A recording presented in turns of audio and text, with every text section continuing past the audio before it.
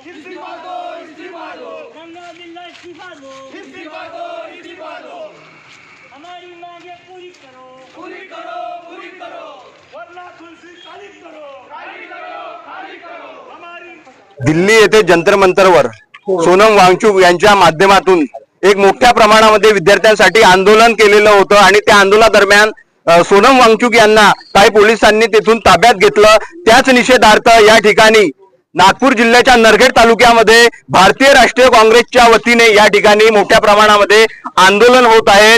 निवेदन सुद्धा तहसील प्रशासनाला देण्यात आलेलं आहे। दादा, आज आंदोलन आपल्या भारतीय राष्ट्रीय काँग्रेसच्या मार्फत आपल्या उपस्थितीमध्ये केलेलं आहे, काय सांगू शकाल? आता आपण जे बघितलं की देशात काय चालू आहे, दिल्लीत काय चालू आहे, मुंबईत काय चालू आहे, नागपूरला काय चालू आहे, हे फक्त एक दोन जागी नाही, हे पूर्ण देशात आता जे युवक आहेत ते रस्त्यावर उतरले आहेत, ते चिडले आहेत, कारण ते शांततेत त्यांच्यावर जो अन्याय होतो आहे त्यांच्या हक्कासाठी ते भांडून राहिले, त्यांच्यावर जो अन्याय होतो आहे त्याच्या विरोधात भांडून राहिले।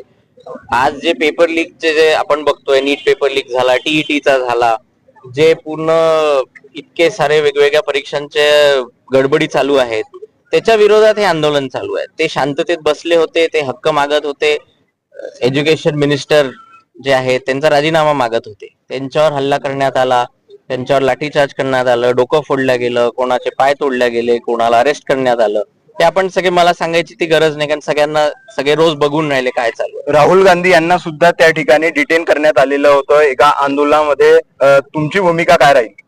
आता जसं काँग्रेस पक्षाचे जे नेते आहेत आणि विरोधी पक्ष नेता आहेत लोकसभेतले राहुलजी गांधी, ते तर उत्तर मागायला गेले होते प्रधानमंत्र्यांकडे, कारण एज्युकेशन मिनिस्टर काही बोलून नाही राहिले, होम मिनिस्टर काही बोलून नाही राहिले, तर सगळ्यात मिनिस्ट्रीमध्ये सगळ्यात मोठं कोणतं? प्रधानमंत्री।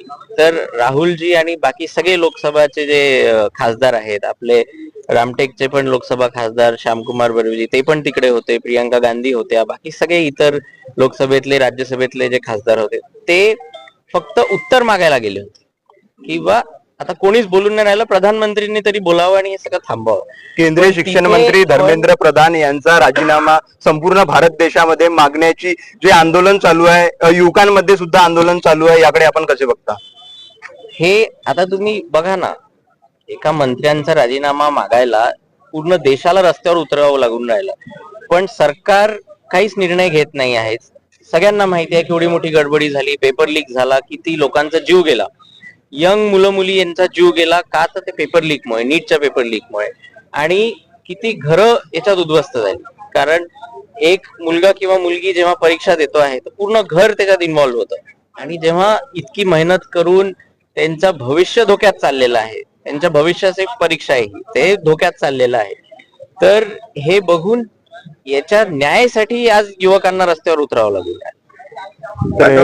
याज्ञवल्क्य जिचकार जे भारतीय राष्ट्रीय काँग्रेसचे युवा नेते आहे आणि त्यांच्या उपस्थितीमध्ये या नरखेडच्या तहसील प्रशासनाच्या आवारामध्ये या ठिकाणी यांनी आंदोलन सुद्धा केलेलं आहे। सरकार असो किंवा शिक्षण मंत्री असो, त्यांच्या विरोधामध्ये या ठिकाणी नारे सुद्धा देण्यात आलेले आहे।